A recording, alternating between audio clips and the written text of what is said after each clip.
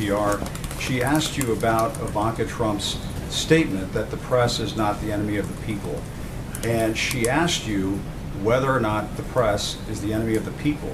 You read off a laundry list of your concerns about the press and things that you feel like are misreported, but you did not say that the press is not the enemy of the people. And I think it would be a good thing if you were to say right here at this briefing that the press, the people who are gathered in this room right now, doing their jobs every day, asking questions of officials like the ones you brought forward earlier, are not the enemy of the people. I think we deserve that. I think the president has made his position known. I also think it's ironic. Would you mind telling us, I'm Sarah, trying to answer your question. Okay, well, I politely waited, and I even called on you despite the fact that you interrupted me while calling on your colleague. Well, I said it's ironic. Which is why I interrupted. I'm trying. But if you finish, if you would not mind letting me have a follow-up, that would be fine. But it's ironic, Jim, that not only you and the media attack the president for his rhetoric when they frequently lower the level of conversation in this country. Repeatedly, the media resorts to personal attacks without any content other than to incite anger. The media has attacked me personally on a number of occasions, including your own network, said I should be harassed as a life sentence, that I should be choked. ICE officials are not welcomed in their place of worship, and personal information is shared on the internet. When I was hosted by the Correspondents Association, of which almost all of you are members of, you brought a comedian up to attack my appearance and call me a traitor to my own gender. In fact, as I know, as far as I know, I'm the first press secretary in the history of the United States that's required Secret Service protection. The media continues to ratchet up the verbal assault against the president and everyone in this administration, and certainly we have a role to play, but the media has a role to play for the discourse in this country as well. And Sarah, if you don't mind, if I may follow up, excuse me, you did not say in the course of those remarks that you just made that the press is not the enemy of the people. Are we to take it from what you just said? We all get put through the ringer. We all get put in the meat grinder in this town, and you're no exception. And I'm sorry that that happened to you. I wish that had not happened. But for the sake of this room, the people who are in this room, this democracy, this country, all the people around the world are watching what you're saying, Sarah, and the White House for the United States of America, the President of the United States should not refer to us as the enemy of the people. His own daughter acknowledges that, and all I'm asking you to do, Sarah, is to acknowledge that right now and right here. I appreciate your passion. I share it. I've addressed this question. I've addressed my personal feelings. I'm here to speak on behalf of the president. He's made his comments clear. The president wants to secure our borders, which is why he has asked Congress to fix the law.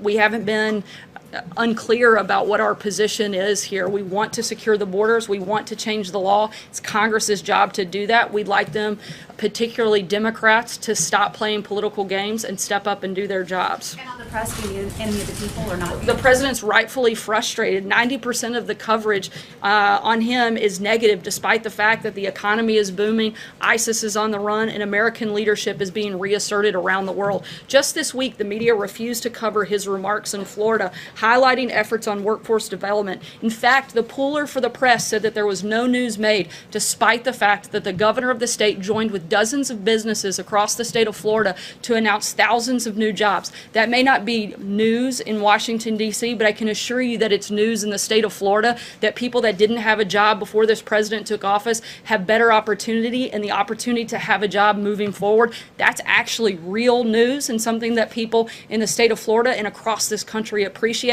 And that was totally ignored. Not only that, before a journalist on CNN claimed that the president hadn't taken questions in over a week, despite the fact that same journalist did a live shot from the 2-and-2 press conference that the president had with the Prime Minister of Italy just moments after making that accusation. With this sort of misinformation and lack of interest that's so pervasive in the media, it's completely understandable for the president to be frustrated. Going back to election security, the other night in Tampa, the president mentioned voter IDs for elections. Going forward with election security, is the administration looking at proposing a voter ID law or pushing a voter ID law?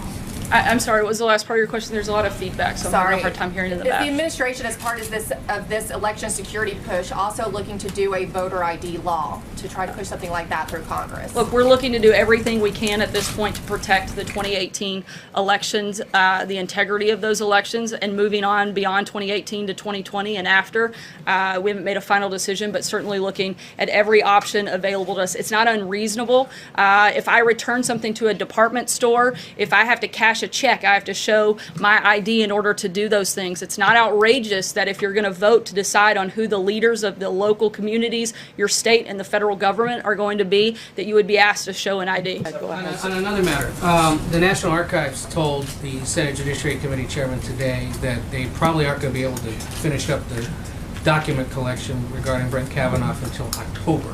That's obviously later than the timetable I know you guys and Senate Republicans are hoping for. Any comment on that, or any potential assistance that the White House can give the archives in accelerating that? Certainly, we want to be as helpful as possible in turning over as many documents. Several senators have stated there will be up to and over 1 million pages of documents to review, including over 300 judicial opinions. His documents as staff secretary tell us the least about his judicial thinking than the 1 million pages from his other work, including his judicial opinions. We want a thorough evaluation. We've asked for that, but we don't want a taxpayer-funded fishing expedition. We want to continue to be cooperative, and that's exactly what we're going to do. I'll take a last question, Jordan. One more for the right side. Thanks, Sarah. I want to follow up on the third part of Jill's question from earlier on North Korea. We're nearing now the 2-month mark from the Singapore summit. So is the president satisfied with the progress North Korea is making toward denuclearization? The president won't be completely satisfied until all of Korea has been denuclearized. We're going to continue moving forward.